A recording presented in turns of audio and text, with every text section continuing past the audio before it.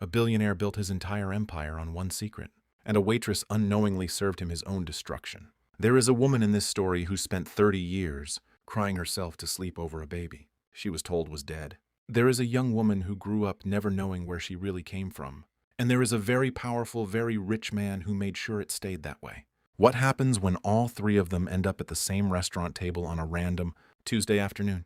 That is what we are here for today. Mia is 26 years old. She works at one of those restaurants, where the lighting is always warm and the wine list is longer than most people's grocery bills. She has been there 2 years. She is good at her job.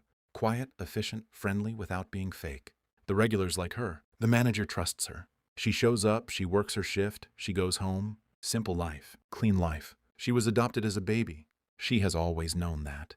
Her parents told her early, the way good parents do. So it never felt like a secret, just a fact about her life. Her adoption was private. Sealed records. A lawyer her parents never heard from again. Papers that arrived already signed. She stopped asking questions about it a long time ago, because every door she knocked on stayed shut. So she moved on.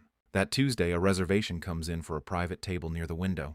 The name on the booking is Gerald Holt. If you live in this city, you know that name.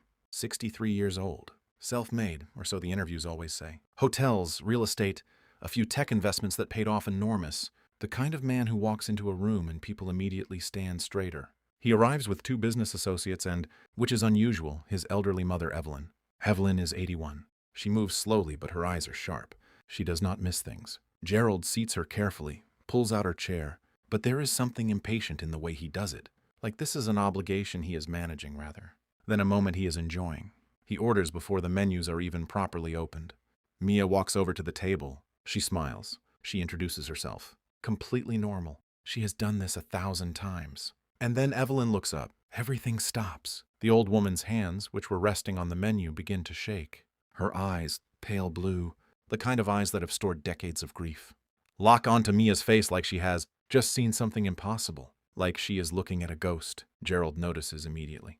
He says something to his mother, quietly, the kind of tone that means, be careful. But Evelyn does not look away. She cannot look away. She whispers, you have my daughter's eyes. Mia freezes. She smiles because she does not know what else to do. She says she is sorry. She must be mistaken. Gently, politely, the way you respond when an elderly person says something confusing in public. But Evelyn shakes her head. She reaches out and takes Mia's wrist. Not grabbing, not aggressive, just a gentle hold. The way someone holds something they are terrified of losing again. And she says, no, I know those eyes. I have been looking for them for 30 years. Gerald stands up. His voice is calm but tight.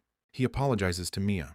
He tells his mother she is confused, that she needs to rest, that this is not the time. He is using the smooth, controlled voice of a man who has talked his way out of difficult rooms before. But something is wrong with it. It is too controlled, too quick. Mia looks at him, just for a second, and something in his face, something small, almost invisible, does not sit right. Evelyn is crying now, not loudly, the quiet kind of crying that comes from a place so deep that it barely makes a sound.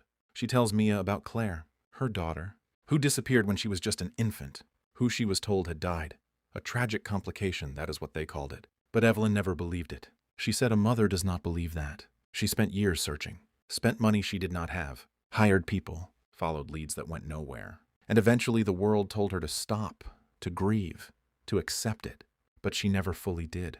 The 2 associates at the table are looking at Gerald now. Not because they know anything, just because the situation is strange and he is the one they always look to. And Gerald, the man who does not flinch, the man who once sat across from a Senate hearing without blinking, is sweating.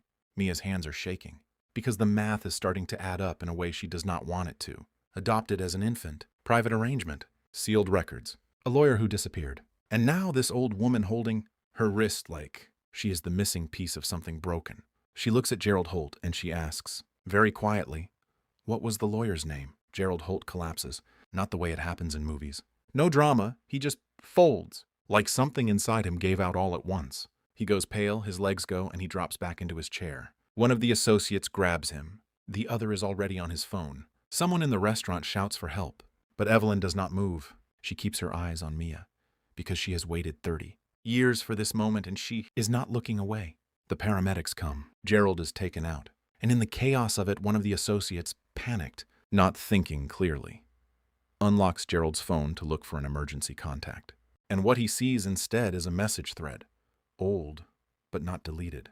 A name attached to a payment. A lawyer. The same private adoption lawyer that Mia's parents were told to never contact again. The story that comes out over the following weeks is ugly. Gerald Holt had a younger brother. That brother fell in love with a woman their family did not approve of. She got pregnant. Gerald, who was already building his business and needed the family's money and reputation behind him, made a decision. He arranged for the baby to be quietly removed from the picture. He told his mother the child had died. He paid to make the paperwork disappear. He built his entire life on top of that one.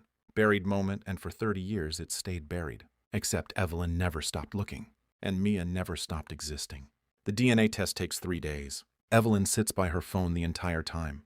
When the results come back, she does not cry right away. She just holds the paper, sits with it. 30 years of unanswered questions, and the answer is right, there in black and white. Mia sits across from her in a small cafe. Not a fancy restaurant, just a regular place with bad lighting and good coffee. And Evelyn reaches across the table and holds her hand, the same way she held her wrist that first day. And she says, "I never stopped looking for you." Gerald Holt survives his collapse.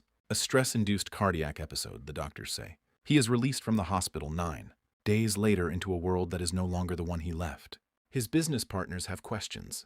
The story has leaked. His lawyers are working overtime. And somewhere across the city, a grandmother and a granddaughter are sitting together learning what the other person's laugh sounds like for the very first time. 30 years. One secret. And it only took a waitress saying hello to bring the whole thing down.